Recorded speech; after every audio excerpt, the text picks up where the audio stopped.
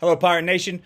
Welcome back from fall break. I just wanted to reach out to you guys and welcome you back. We've had quite the eventful first 9 weeks, but we made it through. We made it through the first 9 weeks. We had a great, solid foundation, great start to our 23-24 school year.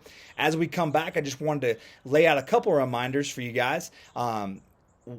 The big thing you need to know as we roll into the second 9 weeks is we are always looking to improve. We're always looking to improve our systems. We're always looking to improve on ways to better support your students.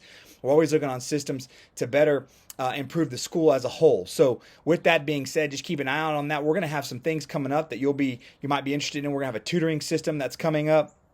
A tutoring program that's coming up where students will have an opportunity to get extra support after schools. We'll have a parent university coming up in order to better help you guys understand what your students go through on a day-to-day basis, better support you guys, give you guys the information that you need in order to better support your students at home in their educational journey as well.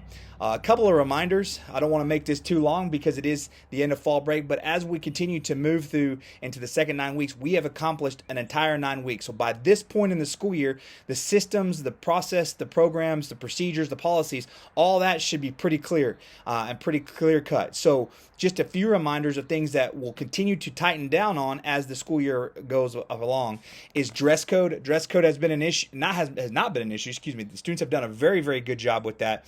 Obviously, as we roll into this week, we're on Red Ribbon Week, and so they're going to have some extra dress days where they'll be able to have some freedom, a little bit of lax with that. But when we have our traditional dress days, students need to understand, there's no rips, tears, frays, and holes in their jeans. There's no leggings. Students shouldn't be wearing leggings, hoodies. No matter what the temperature is outside, hoodies are not okay, nor are hoodies okay on your jacket as well. So keep that in mind as well as you get prepared for these upcoming colder temperatures. Again, IDs are required to be worn at all times.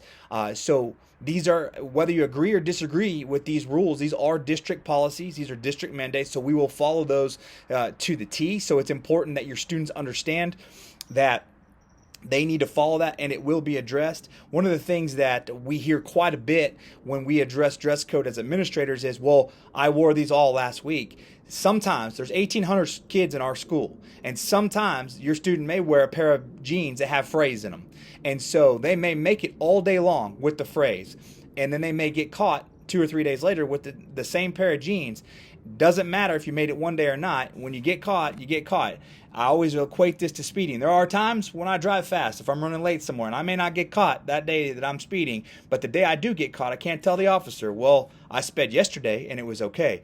And so those are the things that we try to teach our students as well. So please make sure you understand that in the process of us addressing dress code and so on and so forth. In addition, guys, cell phones has become another one of those issues that we're going to start addressing more heavily. It's been really, really good in about 90% of our classrooms. We will be addressing the staff members that are allowing this to happen in their classrooms, but we're also going to be addressing the students who are still continually pulling out their cell phones during class.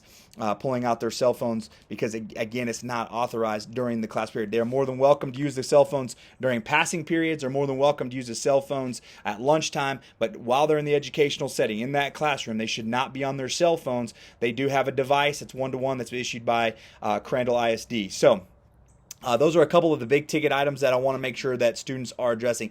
The other thing I want to remind parents about, two little policies too. One is vape. If a student is in possession of a vape, it's very important because we've had this happen quite a bit. The state law now states if a student is in possession of a vape, they will have a consequence issued to them. Okay, so we told students at the very beginning of the year, don't even pick up a vape. Don't hold it for a friend. You should not have it in your hand whatsoever, because if you do, then you are in violation of that, and we have nothing else that we can do other than issue a consequence. So please make sure you're reinforcing that at home. We've had students say, well, it's not mine, somebody else picked it up. If you're in a possession of it at all, that is a consequence, period, point blank. So just avoid it, leave it alone, whatever. If for some reason you find one or have one, you need to throw it away immediately so that you don't have it ever on you. The other issue too that we want to talk about is attendance. Guys, we need to make sure you understand your student needs to be here every single day and on time.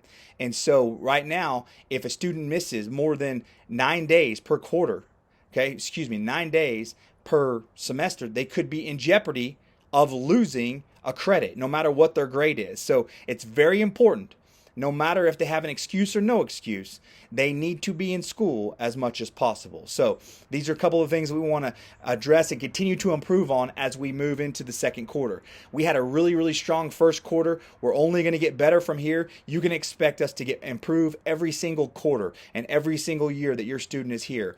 So with that being said, we're glad that you're back. We're excited that the students are coming back tomorrow. We missed them. We hope that you guys have a great second quarter. And if you guys need anything, please make sure you reach out to your teachers, reach out to your administrators as you need those things. Thank you guys for all of your support. Thank you for everything that you guys do for your students at home. And thank you for trusting us with your students at Crandall High School. If you guys have any questions, you guys know where to find us. You guys have a great rest of your day.